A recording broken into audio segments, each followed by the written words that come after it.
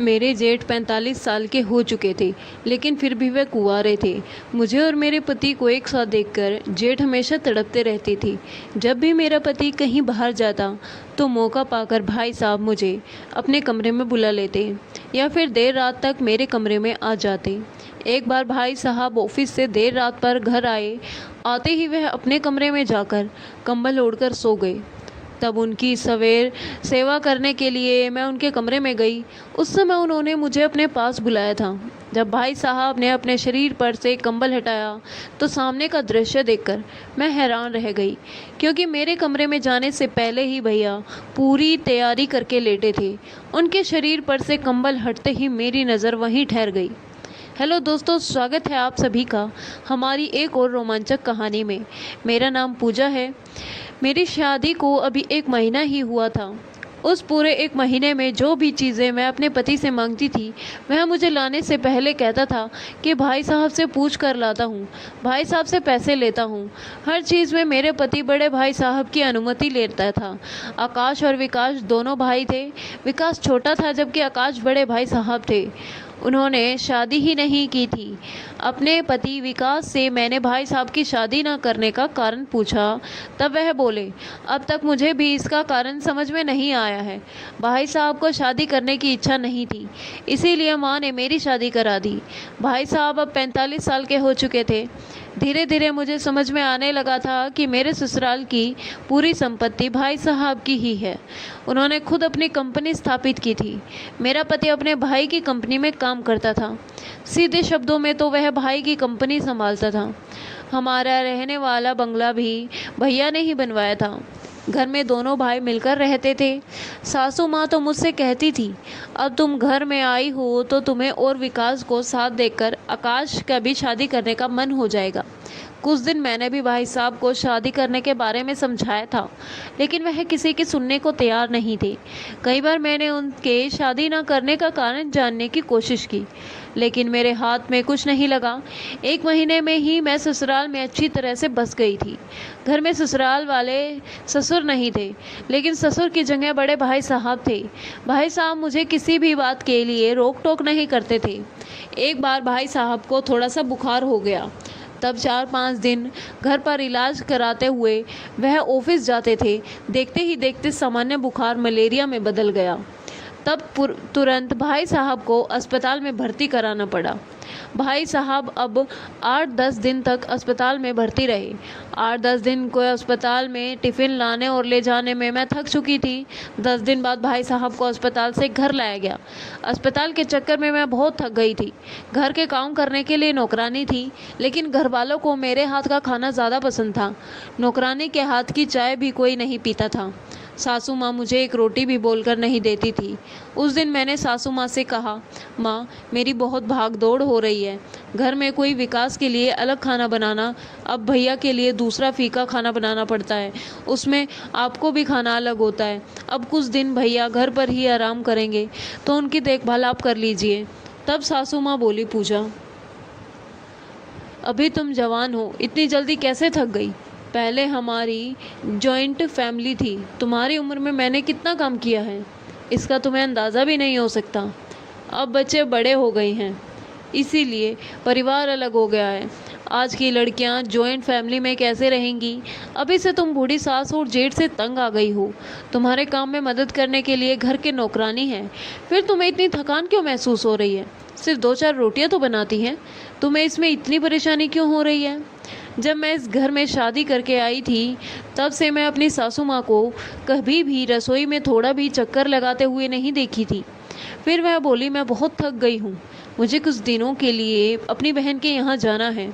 इस पर मैंने कहा, ठीक है सासू माँ, आप एक भी काम को साथ मत लगाइए, आपको जहाँ जाना है जल्दी जाइए। मेरे कड़वे बोल सुनकर वह बोली, इतनी भी जल्दी नहीं है, जब जाऊंगी तो तुम्हें बता दूंगी। पूरे 10 मिनट बाद का भाषण देकर सासू माँ ने आखिरकार सारे काम मेरे ऊपर ही डाल दिए थे। भाई साहब की बीमारी के कारण उनके ऑफिस का बहुत सारा काम विकास को ही संभालना पड़ रहा था, इसीलिए वह रात में देर से ही घर आता था। उस दिन दोपहर में भाई साहब को सूप देने गई थी तो उसके शरीर में बहुत दर्द हो रहा था। वह थोड़ा भी हाथ नहीं उठा पा रहे थे। मैंने उन्हें अपने हाथ से वह सूप पिलाया। सूप पीने के बाद उनका मुंह मैंने अपने साड़ी के पल्लू से साफ किया। जैसे ही मैंने भाई साहब के मुंह के पास से अपनी साड़ी का पल्लू हटाया, वह मुझे एक अलग ही नज़र से देखने लगे। भाई साहब की बीमारी के दौरान दिन भर मैं उनके पास ही बैठी रहती थी, क्योंकि कभी भी उन्हें किसी भी चीज़ की ज़रूरत पड़ सकती थी। मैं उन्हें अपने हाथ से ही खाना भी खिलाती थी।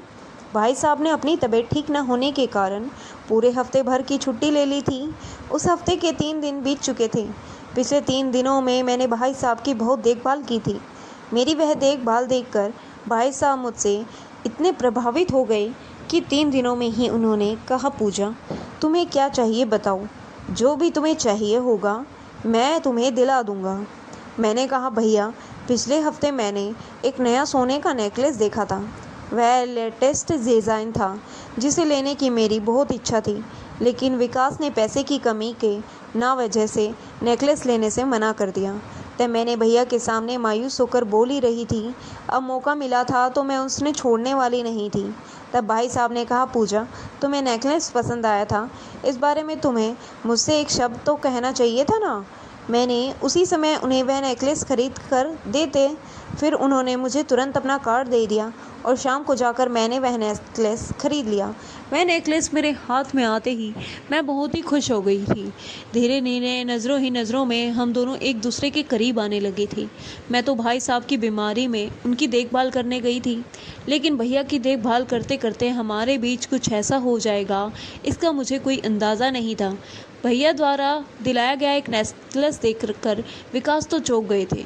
वह बोले, भाई साहब ने आज तक मुझे भी इतनी महंगी शॉपिंग नहीं करने दी। एक ही बार में उन्होंने तुम्हें इतनी बड़ी शॉपिंग कैसे कर दी? मुझे तो इस बात पर विश्वास ही नहीं हो रहा है। भाई साहब ने अपने छोटे भाई को आज तक इतनी शॉपिंग कभी नहीं करने दी थी। 3 दिनों में ही उन्होंने मुझे इतना क्या लगाव हो गया था कि उन्होंने एक शब्द पर मुझे जो भी चाहिए वह दिला दिया। खैर, भैया बीमार होने के कारण ऑफिस नहीं जा पा रहे थे। उस दौरान कंपनी की एक महत्वपूर्ण मीटिंग थी, वह भी दूसरे शहर में थी। भाई साहब बीमार होने के कारण जा नहीं सके, इसलिए उन्होंने अपनी जगह विकास को भेज दिया। अब अगले 4 दिन विकास बाहर शहर में ही रहने वाला था। उस दिन सुबह विकास बाहर शहर जाने के लिए निकला।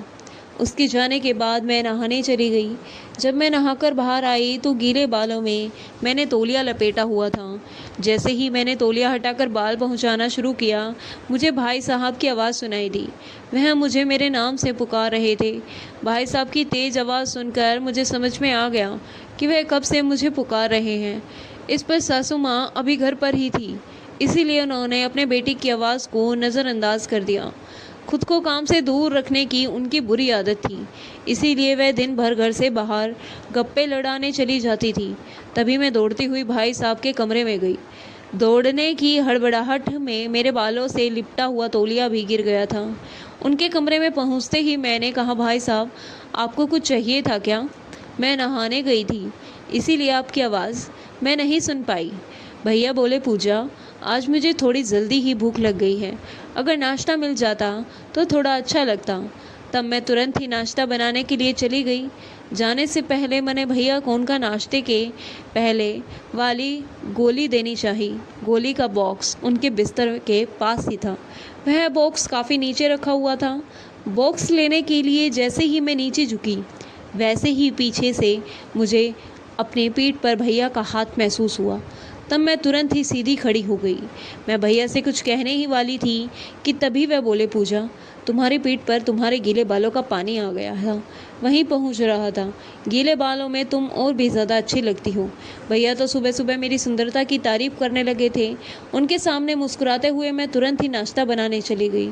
नाश्ते में मैंने उनकी पसंद का गाजर का हलवा बनाया था। मेरे हाथ का हलवा खाकर भैया हमेशा मेरी तारीफ़ करते थे, लेकिन आज वह कुछ ज़्यादा ही तारीफ़ कर रहे थे। बीमार होने के कारण मैं अपने हाथ से उन्हें खाना खिलाती थी। उस दिन रात को मैं भैया को खाना खिला रही थी। जैसे ही मैंने उन्हें रोटी का टुकड़ा खिलाया, उन्होंने मेरी उंगली काट दी। इतने दिनों में ऐसा मेरे साथ पहली बार हुआ था। उन्होंने जानबूझकर काटा था या गलती से, यह मुझे समझ नहीं आया। भैया ने थोड़ा ज़ोर से ही काटा था। मैं दर्द से कराने लगी थी जब भैया ने मेरे हाथ को दोनों हाथों से कसकर पकड़ लिया। फिर वह मुझे एक अलग ही नज़र से देखने लगे। भैया ने एक अलग ही शुरुआत की और फिर बोले, पूजा, मेरी पत्नी भी तुम जैसी ही बातूनी होनी चाहिए थी। उनकी बातें सुनकर मैं खुश हो गई क्योंकि वह शादी के लिए तैयार हो गए थे।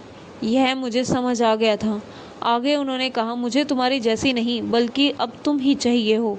मैं तुम्हारे जैसी तो ढूंढ ही नहीं सकता था। मेरी कोई जुड़वा बहन भी नहीं थी। भैया बोलते बोलते एक ऐसा शब्द कह गए थे जिसने मेरे मन पर एक अलग ही असर कर दिया। भाई साहब ने कहा था, ऐसा समझ लो कि मुझे पत्नी के रूप में तुम ही चाहिए। यानी भैया का मेरे प्रति नज़रिया धीरे धीरे अब बदल रहा था। उस समय मैंने उनकी बातों पर ध्यान नहीं दिया, लेकिन धीरे धीरे मैं भी उनकी ओर आकर्षित हो रही थी। भैया की बीमारी ने हमें एक दूसरे के करीब आने का मौका दिया था, क्योंकि इन दिनों भैया मेरे सामने ज़्यादा ही बातें कर रहे थे।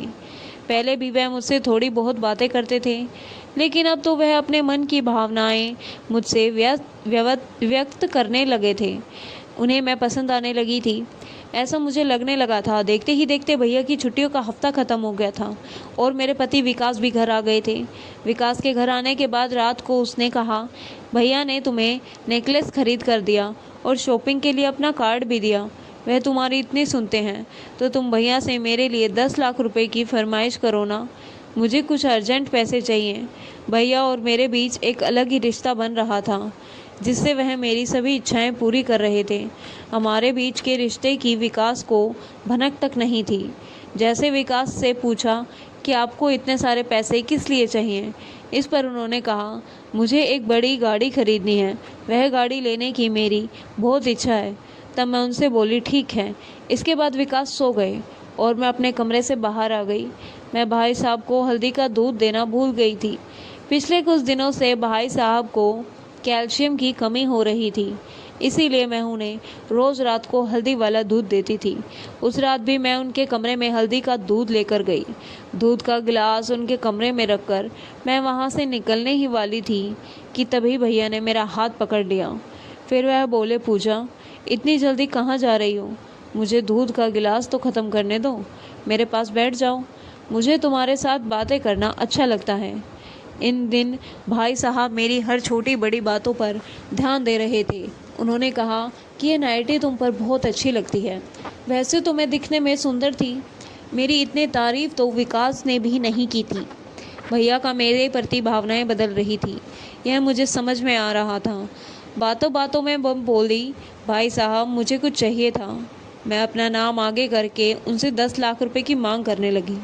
अगर विकास के नाम से मैं उनसे पैसे मांगती तो वह कारण पूछते और गाड़ी के नाम से वह पैसे भी नहीं देते, लेकिन मैंने अपने नाम से भैया से पैसे मांगने लगी। इस पर उन्होंने मुझे कुछ नहीं कहा, बल्कि उन्होंने कुछ अलग ही बातें करना शुरू कर दिया। वह बोले, पूजा, जब तुम विकास के साथ होती हो तो मुझे विकास से जलन होती है, क्योंकि उसके पास तुम्हारे जैसी सुंदर पत्नी है। कभी कभी मुझे लगता है तुम मेरे साथ क्यों नहीं हो। तो भाई साहब ने बोलते बोलते मेरे बालों में हाथ फेरना शुरू कर दिया था और वह धीरे धीरे हाथ पार करने लगे थे। हमारे बीच कुछ होने वाले ही था कि तभी भैया अचानक मुझसे दूर हो गए। मैंने उन्हें एक बार भी मना नहीं किया था, यानी उन सब में कहीं ना कहीं मेरी भी सहमति थी। अब भाई साहब मुझसे दूर हो गए थे। फिर उन्होंने मुझे वहाँ से जाने के लिए कहा। कुछ समय पहले वह मुझसे करीब होने की कोशिश कर रहे थे। अचानक ऐसा क्या हुआ, यह मुझे समझ नहीं आया। उस रात के बाद पूरे 3 दिन तक भैया ने मुझसे बात तक नहीं की। उन्होंने चुपचाप में हाथ में 1 लाख का चेक दे दिया था। वह चेक मैंने विकास को दिया। विकास ने कहा, भैया रे इतने मेहरबान कैसे हो गए, यह तो मुझे समझ नहीं आ रहा।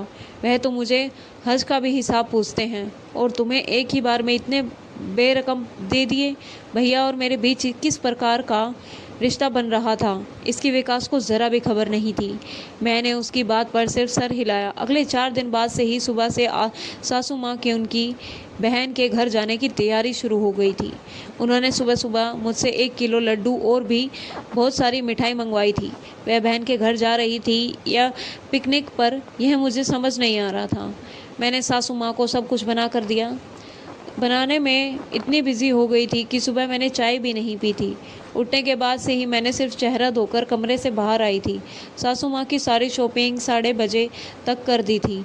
उसके बाद वह जाने की तैयारी करने लगी। उस दिन 10:30 बज गए थे और मेरे नहाने का समय भी हो गया था। कुछ समय बाद सासू माँ अपनी बहन के घर चली गई और विकास भी ऑफिस जाने के लिए निकल गए थे। इसी दौरान भाई साहब भी अभी अभी ऑफिस के लिए निकल रहे थे। बाद में घर में अकेली बची थी। नौकरानी भी सारे काम निपटाकर चली गई थी। सभी के जाने के बाद मैं आराम से नहाने गई। नहाने के बाद मैं अपने कमरे में साड़ी पहन रही थी। मैंने बस पल्लू ओढ़ा ही था कि मेरे कमरे का दरवाज़ा खुला। सामने से भाई साहब अंदर आए थे। उन्हें देखकर मैं पूरी तरह से हड़बड़ा गई थी, क्योंकि मेरे शरीर पर पल्लू भी ठीक से नहीं था। हर बढ़ते हुए मैंने पल्लू ओढ़ा। भैया मेरी ओर आए और बोले, पूजा, इतनी जल्दबाजी की ज़रूरत नहीं है। तुम्हारी सिर्फ थोड़ी सी साड़ी ही तो उलझी है। मुझे तुमसे कुछ बात करनी है। अब घर में कोई भी नहीं है, इसीलिए मैं आधे रास्ते से वापस आ गया। भैया को घर में किसी के ना होने पर मुझे ऐसी बातें, क्या गुप्त बातें करनी थी। मेरे मन में अनगिनत सवाल चल रहे थे। मैं विचार कर ही रही थी कि तभी भैया मेरे सामने आकर मुझसे माफ़ी मांगने लगे। सिर्फ एक साधारण माफ़ी मांगने के लिए भैया ने इतना सस्पेंस क्रिएट किया था। भैया, आप मुझसे किस बात की माफ़ी मांग रहे हैं? मैंने उनसे पूछा। मेरे इस सवाल पर उन्होंने कहा, पूजा, 3 दिन पहले जब तुम रात को मुझसे हल्दी का दूध देने आई थी, तब मैंने खुद तुम्हारे पास आकर बहुत बुरा व्यवहार किया और तुम्हें कमरे से जाने के लिए कह दिया। उस दिन मैंने तुम्हारे साथ जो भी किया वह मुझे सही नहीं लगा, इसीलिए मैं तुमसे माफ़ी मांगने आया हूँ। मैंने कहा, कोई बात नहीं भैया, मुझे आपकी हरकत की बिल्कुल भी बुरा नहीं लगा। आप तो मेरे अपने ही हैं। मेरी बात सुनकर भाई साहब मेरे और भी ज़्यादा करीब आ गए। वह बोले, तुम्हारा यह अपनापन वाली बात मुझे पागल करके रख देगी है। इसके बाद उन्होंने फिर से मेरे साथ नज़दीकियाँ बढ़ाने की कोशिश करने लगे। उस वक्त मैं भी उन्हें बिल्कुल भी नहीं रोकी, उल्टा मैं उन्हें प्रतिक्रिया देने लगी थी। अचानक ही भैया ने मुझे पास लेकर फिर से दूर कर दिया था। फिर माफ़ी मांगते हुए वह वहाँ से चले गए। भाई साहब की इस हरकत पर मुझे अब गुस्सा आने लगा था। बार बार मेरे करीब आकर मेरे मन में भावनाएं जगाकर वह पल भर में मुझसे दूर हो जाते थे। इससे मेरी चिड़चिड़ाहट बढ़ती जा रही थी। भैया ने 2 बार मेरे साथ ऐसा किया था, लेकिन अब नहीं। अब तो मैंने तय कर लिया था कि मैं उनके पास जाकर ही रहूँगी। सासू माँ अभी घर पर नहीं थी। रात को विकास थोड़ी ही देर में गहरी नींद में चले जाते थे। उस रात जब विकास गहरी नींद में गए, तब तक के मैं कमरे में उनके बगल में ही सोई थी। जब मुझे समझ में आया कि विकास गहरी नींद में है, तो मैं उसके पास से उठ गई। फिर खुद को संभाला और भैया के कमरे में गई। भैया भी मुझे सोते हुए दिखाई दिए। मैं उनके पास गई, तभी उनके कमरे की लाइट जल गई। पीछे मुड़कर देखा तो सामने विकास था। विकास ने कहा, पूजा, तुम मेरे भाई के साथ क्या कर रही हो? यह कौन है जो मेरे भाई को इंजेक्शन लगा रहा है? विकास ने तब मेरे बगल में खड़े डॉक्टर की कॉलर पकड़ ली। मैं अपने साथ डॉक्टर को लेकर आई थी। मेरी बात पर ही वह भैया को इंजेक्शन लगा रहा था। हमारे शोर से भैया भी नींद से जाग गए।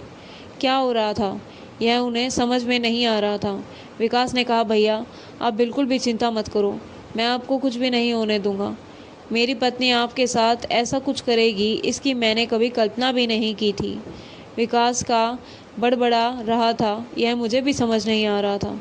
वह भाई साहब को बताने लगा कि पूजा किसी डॉक्टर के साथ लेकर आई है।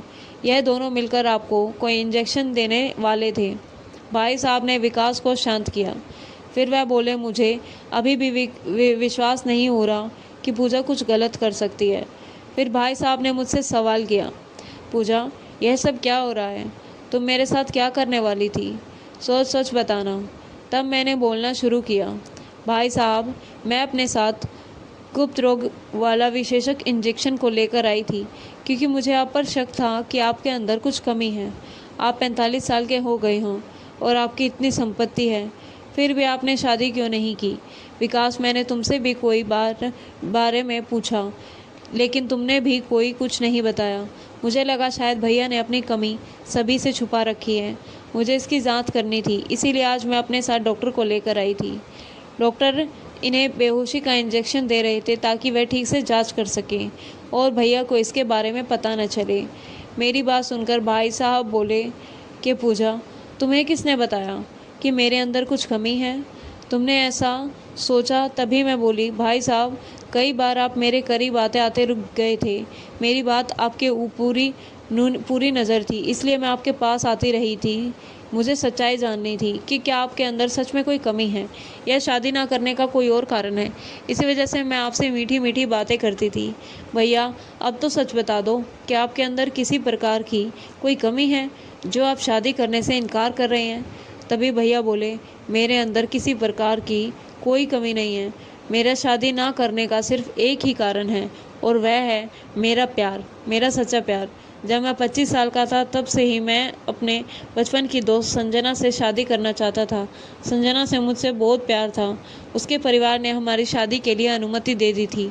हमारी शादी के लिए माँ से भी अनुमति लेने वाला था, लेकिन कुछ ही दिनों में पता चला कि संजना को ब्रेन ट्यूमर है। उसके माता पिता ने उसका इलाज शुरू किया था, लेकिन इलाज के दौरान पैसों की कमी हुई और संजना ने अपनी जान गंवा दी। उस समय मेरे पास इतना पैसा नहीं था कि मैं अपने प्यार को बचा सकूं। उस दिन के बाद से मैंने अपना दिमाग से शादी का विचार निकाल दिया था और सिर्फ पैसा कमाने का ठान लिया था। माँ मुझे हमेशा शादी के लिए ज़ोर देती थी, लेकिन संजना के बिना मैं किसी और से शादी नहीं कर सकता था, क्योंकि मेरे दिल में सिर्फ और सिर्फ वही थी। कभी कभी तुम्हें और विकास को साथ देखकर मेरी शादी की इच्छा होती थी, लेकिन जब भी मैं तुम्हारे साथ बात करता था मुझे संजना याद आती थी।